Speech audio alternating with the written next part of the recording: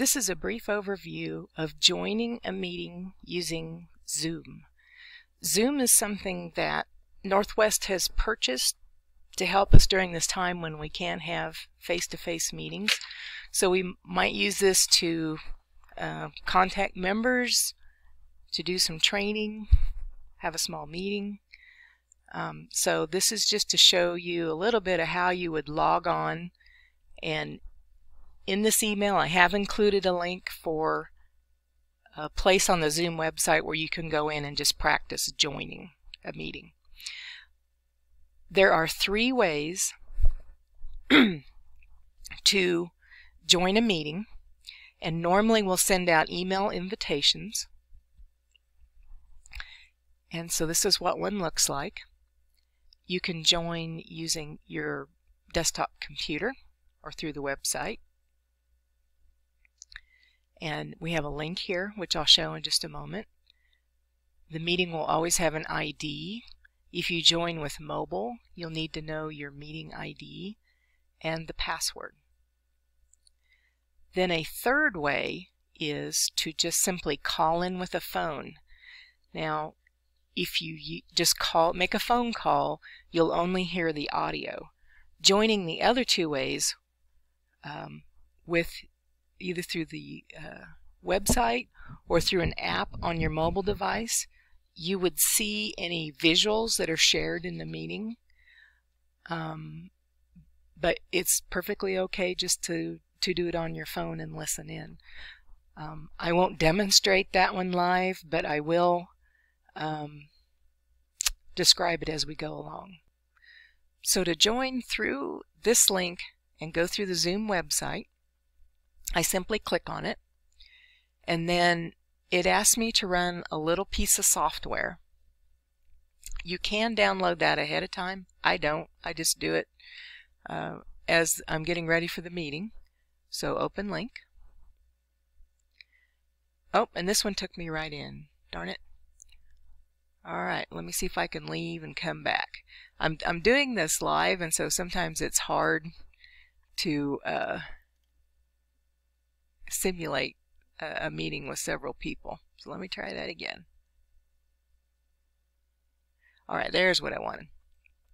So it comes in. Now, I've not tried it, but it says you can do a phone call there. It probably would just give you a phone number. Or if you're doing this on your phone from the website, you could opt for just the phone call. But here's join with computer audio. But the first time, what you might want to do is test your speaker and microphone. So it will check. I'm using a headphone with a microphone, and it went through that kind of fast. I had to do that because I was hearing all the sound checks. But it will let you run through the devices connected to your desktop until you find one that works. And it'll let you adjust the sound. Now, if you don't have a microphone, don't worry. As long as you can hear it on your desktop or joining through the website on a mobile device, you would be able to see anything that was shared during the meeting. If you don't have a microphone, you can use chat, and I'll show that. Once you've got your sounds set up, you'll join with computer audio. Again, so let me do this again real fast just so you can see there are other devices that you can try.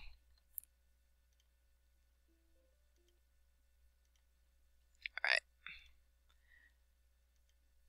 So now I'm joined to the meeting. Now normally when you join a meeting, the screen is black and you start seeing all the participants popping up. For some reason, I guess because I'm doing this meeting alone, we're not seeing the black screen. Instead, it's just showing the meeting information. Although also this is a meeting that I've left and joined several times for the purposes of demonstration. But normally you would see a black screen and you would hear the other people or see them if they have webcams. I don't. It just shows this icon for me. And that's perfectly okay. However you can join, as long as you can hear and as long as you can see if you're on the Zoom website version. That's perfectly okay. Another thing you can do is, if it uses your email, which in this case it did for me, is you can rename so that people know who you are. So I can put my name in. It's always helpful. When people join just by phone, it tends to show just their phone number. If it gives you an option to put your name in or display name, that would be really great.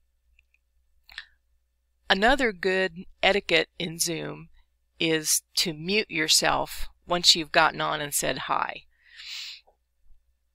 If you don't, and you're using, particularly if you're using the microphone on your laptop or your mobile device, all the background noise will come through. So if your dog comes in and starts barking, or you decide you need a cough drop and you're opening the cough drop and the wrapper's rattling, everybody hears that. It's really distracting. So it's just nice to mute yourself, and then when you're ready to say something, you can unmute yourself. If you couldn't get your audio to work, another way is to use chat. And so when I click on chat in the control bar, which by the way goes away every time you leave it, so that's why it keeps popping up and down on this, you can type a message, and when you hit enter, then everybody sees that message. People can reply. So if there's someone giving a long talk or during a presentation, sometimes we'll mute everybody so that there's not an interruption to the presenter as they're trying to talk. You can ask questions or make comments as you go along, and people can answer you, so you can have kind of a side conversation. Or again, if you can't get your audio to work, you can still participate that way.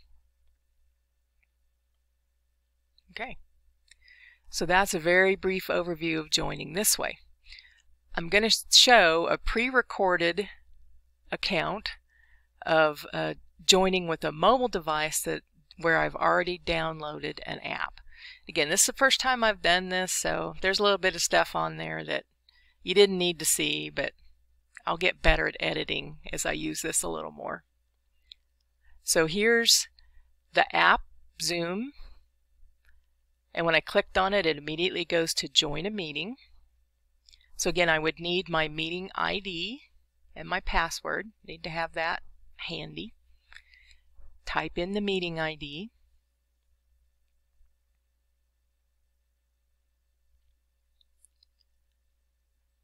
And it's got below there also join with a personal link name. Again, it shows the name of my device. So it's really nice if you change that. And spell your name right. It's always helpful as well. And then click join.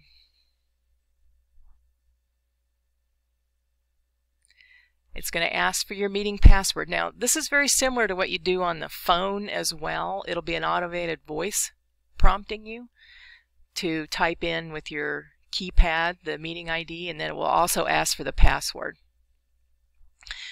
Again, here, if you want to use your phone ID, you can dial in. I used the device audio. And so again, very similar, except this is what you normally see is the black background and the icons of people who have joined. This was a different meeting that I did earlier, so again, I didn't change Northwest Arkansas Master Naturalist. The control panel keeps going away, so I have to keep going back to it. But you can mute yourself. Chat is under More, and this is what it would look like to chat. Just type in what you want to say there, hit send, and everyone would see that chat. And there it is showing. So again, same principle. Now, again, if you call in with your phone, if you're using your phone but you just want to make a phone call, I don't think you would see all this. You would just hear the audio, and I believe you have a chat option as well on your phone. So and when you're done, or for some reason you can't stay till the end, I'll let this come up one more time. Whoop! There was a leave meeting. Sorry, I didn't say it fast enough. There was a leave meeting that you could use to get out of the meeting. And that was also on your control panel. Okay, so 3 ways. Use the link in your email to get the web version, or you can download an app on your mobile device, which would be a phone or a tablet. Now I showed Apple, so I know Android might be slightly different, but it works on the same principle. You would need the meeting ID and the password, or you can simply call in and have audio only. So I hope to talk to you all soon on Zoom. Take care.